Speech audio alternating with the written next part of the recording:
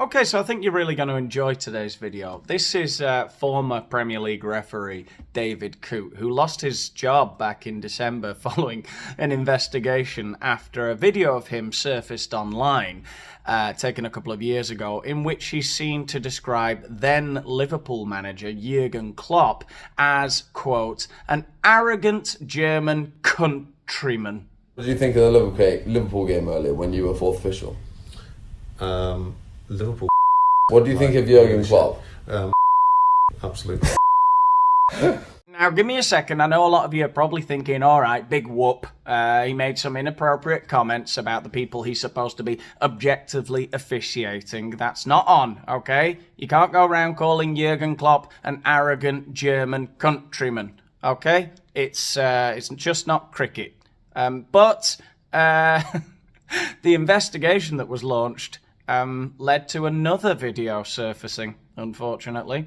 A video taken at this summer's European Championships, where he was working, where he was officiating, and he appears to be ingesting a performance-enhancing substance nasally. Oh dear. Now, bear with me. I know some of you are still thinking, big whoop, right? A guy with a high-profile job, likes to party a little too much, and said some inappropriate things and lost his job. Who cares, right?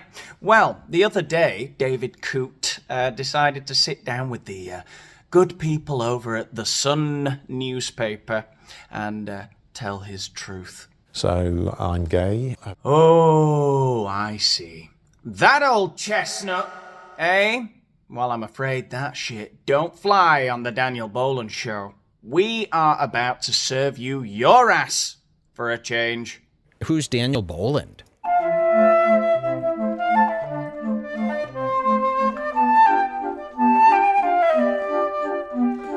Oh, Daniel Boland, this is a heavy hitter. Do you guys know who this is? I've struggled with feeling proud of being me. Oh, no, I won't hear of it, David. Say it ain't so that in the year of our Lord 2025 in Great Britain, you were not proud of who you were, you know? When I have it on good authority that there should be no greater source of pride. Is there truly any higher human aspiration than to be a gay? Oh! If there is, I don't want to hear about it. I've received death threats, wishes that I had an accident on the way home, but I didn't die, that I was paralysed and suffered for the rest of my life. Call me an armchair detective, but that sounded rather specific. If you're really worried about death threats and stuff, I don't know. This is just me, right? I would say I've received death threats and all kinds of horrible things. People wishing me all kinds of harm. I don't think I would say quite specifically. People were saying that I hope you have an accident on the way home and that you don't die. That you're paralysed and have to deal with all of those consequences for the rest of your life, the inconvenience, the ramps, and so on and so forth, and all the paperwork you have to fill out to, apply for government help and stuff. That seems very bizarre. They hope that I would fall down the stairs and that I'd be alone in my house and that my phone would be dead, no battery. And that my ankles would be so severely broken, I didn't die, my ankles would be so severely swollen and broken and mangled that I couldn't crawl to safety. I couldn't even get up on my knees to open the door. The agony was so extreme, and that I would eventually starve to death and be eaten by my cats. I don't even have any cats. If you are struggling, like I did, then seek help. Okay, I will, David. Anyway, so the point of tonight's video is to, I guess, like a public safety announcement, really. These American psycho types do walk amongst us. Hopefully you're going to see what I see from this interview. It's a guy completely devoid of any kind of self-awareness with an enormous chip on his shoulder. And it is really evident to me that the only thing he regrets is being caught. You're going to see a whole lot of deflection, self-pity, pity, which I don't think even he believes really. There doesn't appear to be any emotion about behind his words really. And apart from all that, I hope you just enjoy the hilarity of the interview. I really did. The journalist lets him give sort of 2 minutes of sob story, and then he'll go, "But then you did this." It gets worse and worse. And he's just another faker, a la Philip Schofield or Kevin Spacey, who just falls back on, "Oh, how difficult it's been having to pretend I'm not gay all my life." Shut up, pull the other one. On November the 11th last year, this video was dropped on social media in which you are filmed calling Jurgen Klopp a German C word. Yes, that's right, I did. I would not be able to get through that with a straight face. I think you referenced Liverpool as...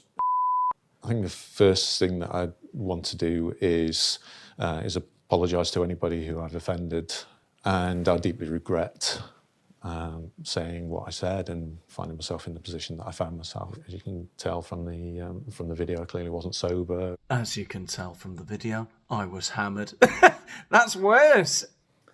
David, a couple of days after the Klopp video appeared on social media, there's the release of a second video, and you're on the front page of the Sun newspaper. An image that showed you snorting cocaine in a UEFA-appointed hotel room last summer. There's no easy answer to this question. As part of it is personal, part of it is football based. How frequently were you taking cocaine? Infrequently. I don't know why that amused me so much. I think it reminded me of like when I'd get told off at school, like the teacher would say something like, "How many more times are we going to have this discussion, Danny?" And you know, I'd say something like, "Well, hopefully never again." Because can I be frank, sir? I think this is getting ridiculous. I don't know. I've got to get a grip, basically. So I would say never again, God willing.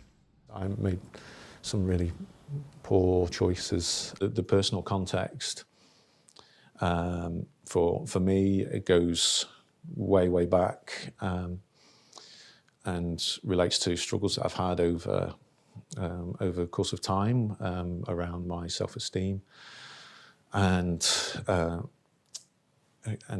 that relates to my sexuality.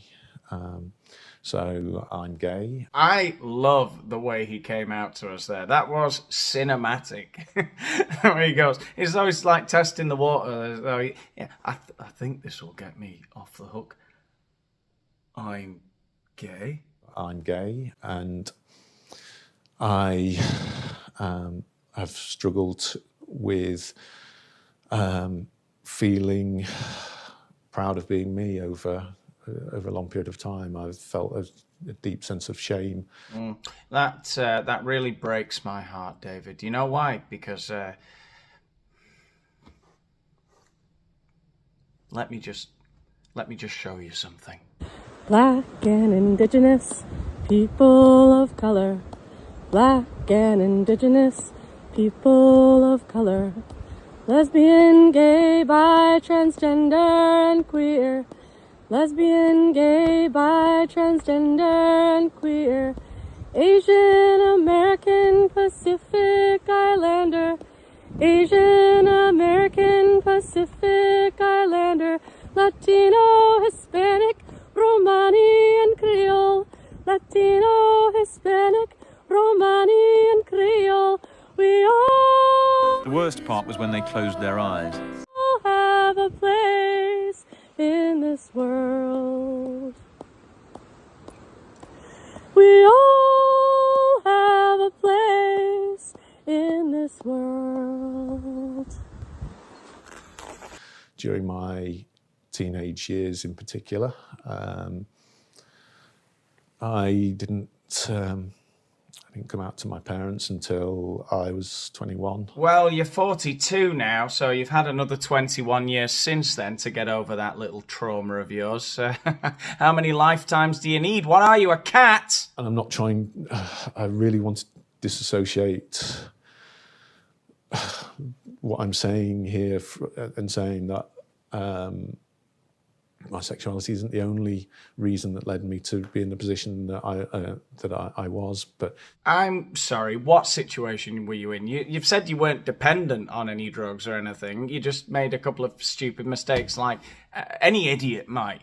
You got caught taking coke when you say that it was infrequent, your use of it, and you got drunk once and made some inappropriate remarks about Jurgen Klopp. I'm sorry, and don't you come screaming at me in the comments with oxymoron.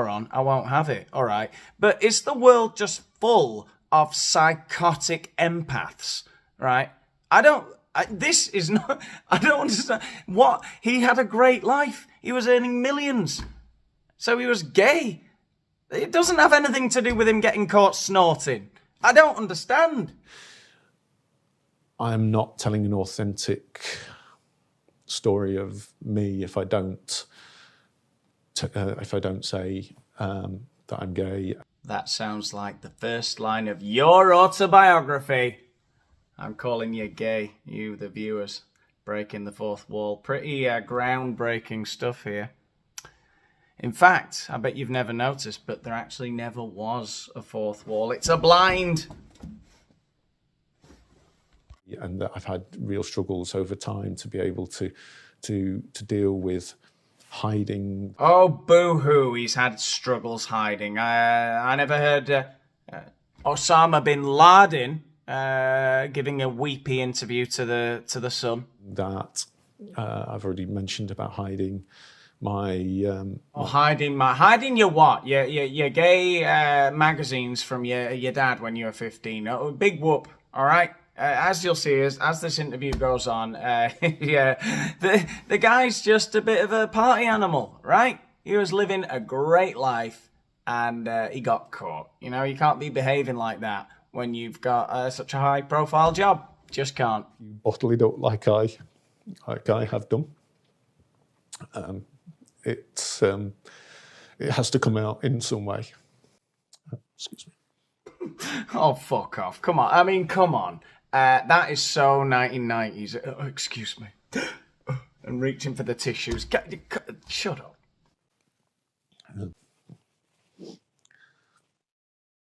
David, on November the 15th, there was another story emerged.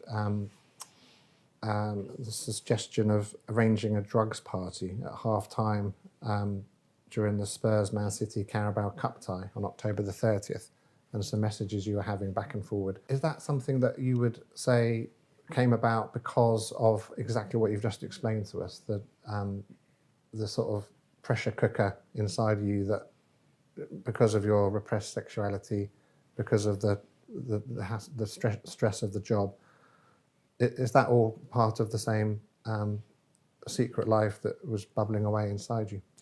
It is. I think.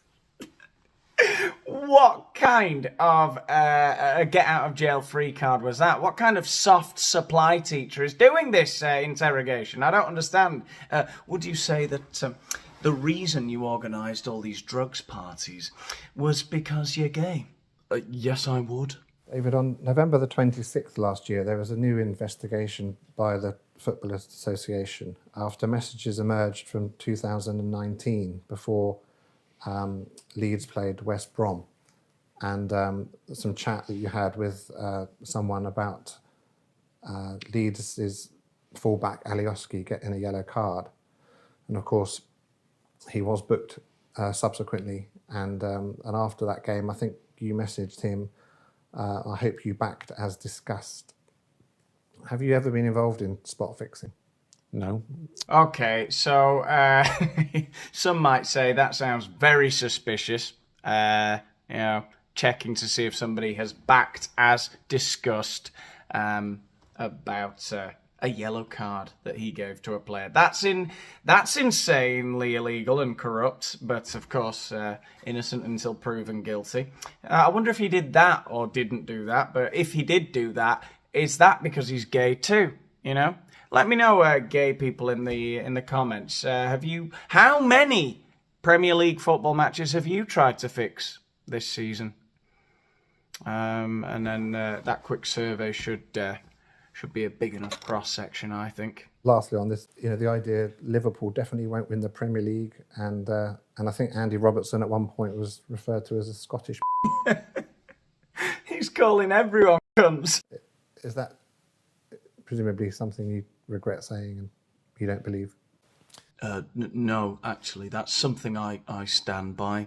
Both Andy Robertson and Jurgen Klopp are both, in fact, Scottish and German, respectively. What is it like for you or any ref to have 60,000 people shouting and pointing and screaming the referees? What is this interview descending into? We're just debating who is and isn't and how it feels to be called a cunt. Would it be fair to say, David, that we are in fact all guilty from time to time of being a cunt? Can you just tell us about the death threats? They were abhorrent. There were death threats. There were wishes that I had a accident on the way home, but I didn't die, that I was paralysed and suffered for the rest of my life. I'm trying, man. That is the funniest thing I've ever heard. Not that someone would write that. There are lunatics out there who write that kind of thing, absolutely. But the fact that he would say it in so much detail, I don't know. I don't know, maybe you're all weeping about it, eh? But whatever's wrong with me up here, that's just the most hilarious thing I've heard all day. I hoped my mum would die of AIDS overnight in her sleep. Even he's laughing, fuck off. That is amazing. Die overnight of AIDS. Multiple others along similar lines. Any others along a similar line? No, he's remembered the funniest ones. If that's true, I'm jealous. I want messages like that. Are you aware of other refs and footballers that are gay and yet don't feel comfortable in publicly, declaring their sexuality? Yeah, in fact, I've got it on pretty good authority that the entirety of the Sheffield Wednesday squad and staff and a lot of the fans are in fact all gay and hold weekly underground gay saunas under the Hillsborough Stadium. Wow, you heard it here first. Well, sorry the screen froze a little bit there. I don't know what was going on there. All right, I've had enough with this. This guy's a right bloody clown. Get him out, all right? That's enough of you on the Daniel Boland Show. I hope I don't have to see to you again, Mr. Ooh, I'm gay. All right? Sod off. All right, I think that's enough for tonight's video. We've had a great time. I think you've had a great time. All right, give the video a like if you have. Let the universe, let the algorithm, more importantly, know what a lovely time you've had. Let me know in the comments how great everything is about what you've just seen and or otherwise. But I do get a bit pissy from time to time, so I don't want your criticism to be too constructive. All right? Be careful. Subscribe to the channel if you haven't done so already, and if you want to help out even further with the channel, I guess you can join my Patreon. That's under the video. The links are down there somewhere. Thanks to all of you who've done that already. And I'll see you in the next one. Cue the outro video. Today I feel African.